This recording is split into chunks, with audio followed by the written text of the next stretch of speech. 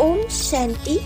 आइए सुनते हैं 30 जून 2022 के मुरली से मुख्य बातें। ज्ञान डांस वाले महावाक्य है, देवी देवताएं सभी बच्चे हैं। यहाँ से देवताएं पुण्य आत्मा पने का वर्षा ले जाते हैं। अब तो हमारे राजधानी स्थापना हो रही है, नई दुनिया होगी, उसमें यह पुराने झाड़ आदि कुछ भी नहीं होंगे। वहाँ सब फर्स्ट क्लास चीज़ें होंगी। इतने जानवर आदि यह सब खलास हो जाएंगे।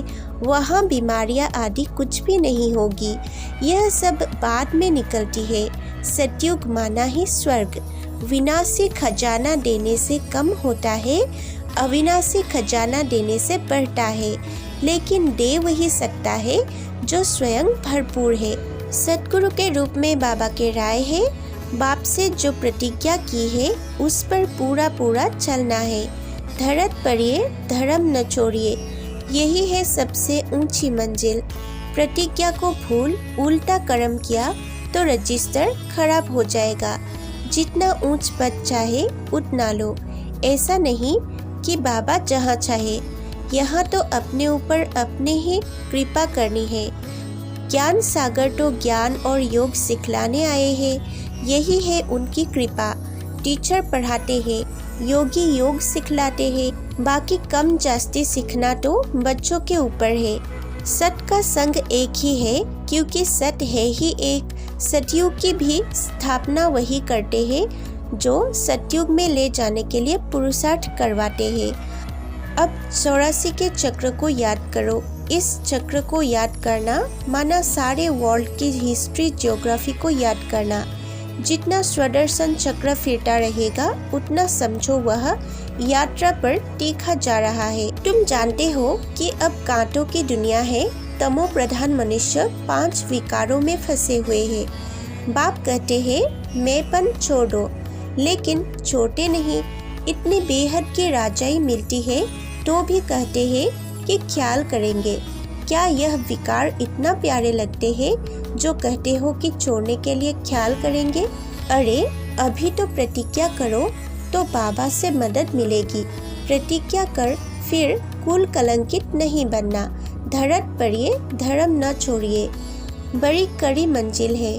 बाप तो पूरी कोशिश करेंगे ना, लूच नहीं छोड़ेंगे।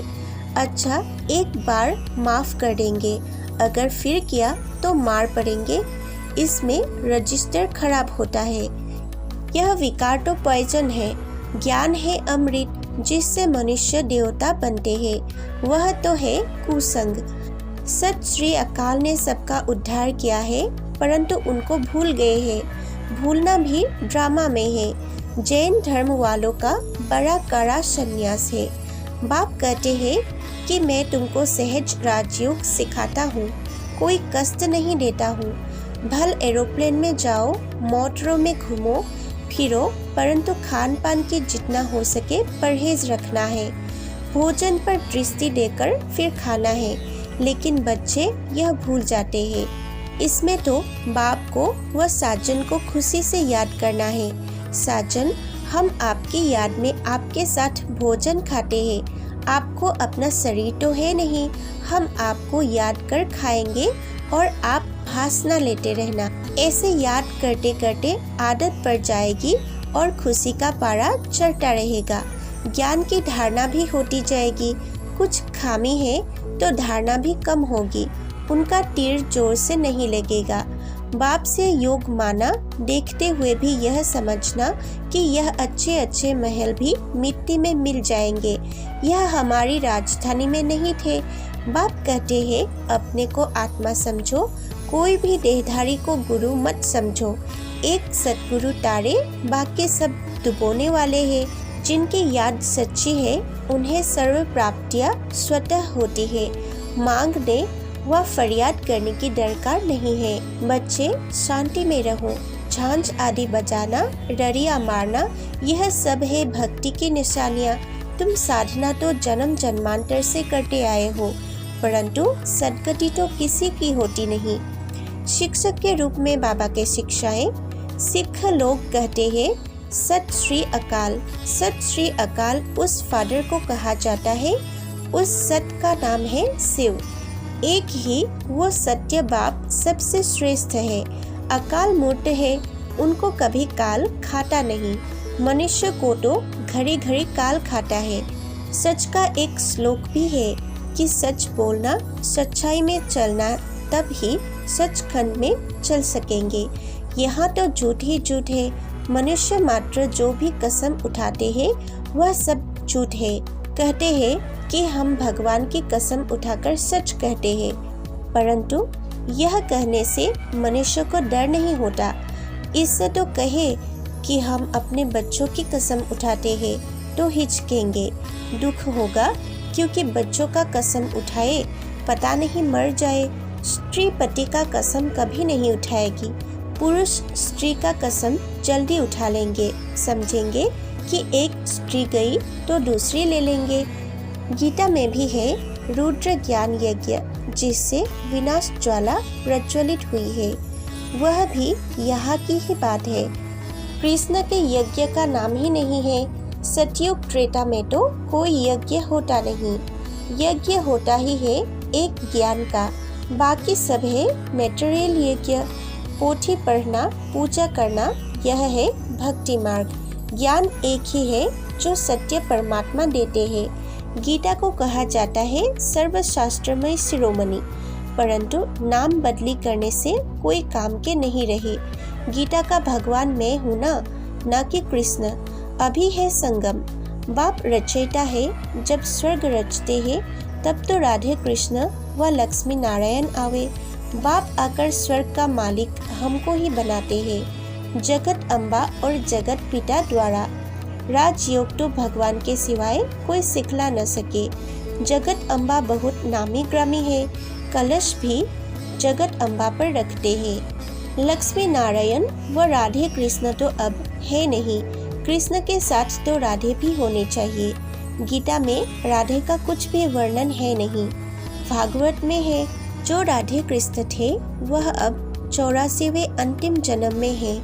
मैं उन्हों को और उनकी राजधानी को फिर जगा रहा हूँ, सभी को गोरा बना रहा हूँ। रूहानी मिलिट्री के प्रति बाबा के राय है, तुम्हारे पास चित्र व लिटरेचर भी ना हो तो भी मंदिरों में जाकर समझा सकते हो कि यह लक्ष्मी नारायण पहले स्वर्ग के मालिक थे। मंदिर बनाने वाले ये नहीं जानते हैं। तुम बच्चे समझाएंगे तो उन्हों को परमपिता परमात्मा से वर्षा मिला है। जरूर कलयुग के अंत में ही मिला होगा। गीता में राजयोग की बात है। जरूर संगम पर ही राजयोग सीखे होंगे और सीखे होंगे परमपिता परमात्मा से, न कि कृष्ण से। रचयिता तो एक ही बाप है, जिसको ही हेवनली गॉडफादर कहते हैं। जो अच्छी विशाल बुद्धि है वह अच्छी रीति समझते भी है और धारणा भी करते हैं। छोटी छोटी बच्चियां बड़े आदमियों से बैठ बात करे, चित्र पर समझाए। छोटी बच्चियां अगर होशियार हो जाए तो कहेंगी कि बलिहारी इस एक बाप की है जिसने इनको ऐसा होशियार बनाया है। कन्याओं द्वारा ही ज्ञानवान मारे, यह दिखाया है ना। ऐसे भी नहीं कि सभी समझ जाएंगे। जो अपने धर्म के होंगे वह जल्दी समझ जाएंगे। उठाना चाहिए। हम आपको शिव बाबा की बायोग्राफी और वर्ल्ड की हिस्ट्री जियोग्राफी बताते हैं। यह भी नहीं समझते तो कहना सिर्फ मन मना भव हो जाओ। ऐसे बच्चों को जाकर सर्विस करनी चाहिए। वरदान, सर्व खजानों के अधिकारी बन स्वयं को भरपूर अनुभव करने वाले मास्टर दाता भव। स्लोगन, अपनी स्थिति अचल अडोल बनाओ, तब अंतिम विनाश के सीन देख सकेंगे। ओम शांति। नए व्यूअर्स के प्रति अनुरोध है, कृपया हमारे चैनल को सब्सक्राइब करके इस सेवा के वृद्धि में सहायता करें।